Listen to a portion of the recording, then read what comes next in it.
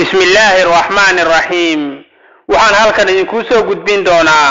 xasuuqii ka dhacay degmada Mareerey muddahaatan laga joogo hal qarni waxaana qoray oo qoraal kooban ka sameeyay Dr. Abuukar Nuur Xuseen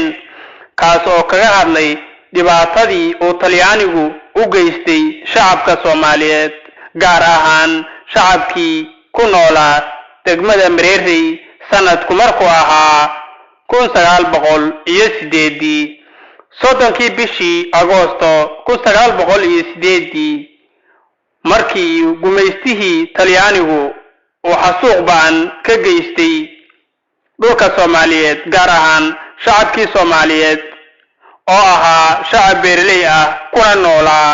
degmada Mareerey kadib markii uu halkaas ka geystay xasuuq baan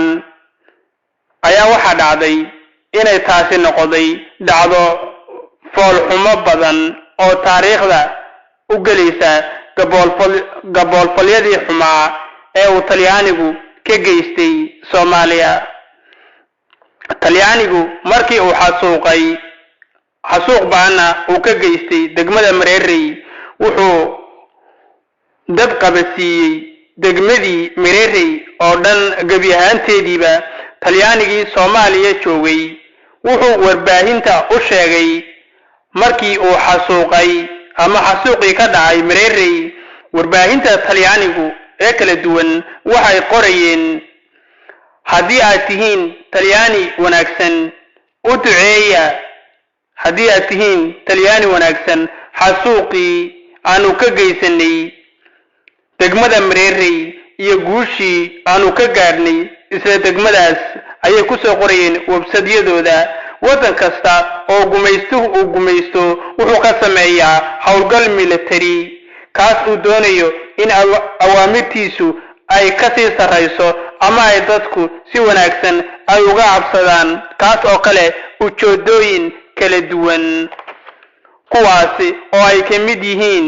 aargudasho adoonsi iyo boobka ay ku hayaan wadanka markaa uu gumaysanayo. xasuuq badan ayuu Talyaanigu ka geystay Soomaaliya. xasuuqan Mareerey ayaa waxay Talyaanigu ku tilmaameen in askar hore oo Talyaani ah oo Soomaalidii hore ay xasuuqeen sida Sayid Abdullah Xasan iyo Sheekh Xasan Barsame iyo culimo kale oo Soomaaliyeed oo soo halgamay ayay Talyaanigu sheegeen inay kuwaasi uga argudayeen. mawduucii yara oo aan ku eegayay xasuuqii ka dhacay Mareerey sanadii 1908 halkaas ayaan rabaa inaan ku soo gabagabeeyo daawadayaal. mawduucan iyo mawduuc kale intaan ku kulmi doono channelka subscribe saar si aad u hesho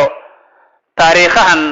aanad maqlin ama dadka intooda yar ay maqleen dhalinta Soomaaliyeedna loo baahan yahay imika inay fahmaan xasuuqii Talyaanigu ka geystay dhulka Soomaaliyeed. dhulal badan ayaa jira oo Talyaanigu uu ka geystay gumaysi walow culimada Soomaaliyeed ay u kaceen oo markaasi iska celineen maadaama Sayid Abdullah Xasan xilliga ay Talyaanigu u babacdhigi waayeen ayna u bixiyeen maadmulla ama sheekhi walna. mawduucyo kale ayaan idin soo gudbin doonaa insha Allah. channelka subscribe saara oo nisaayada si aanu muuqaaladan iyo taariikhaha kale aanu soo gudbino.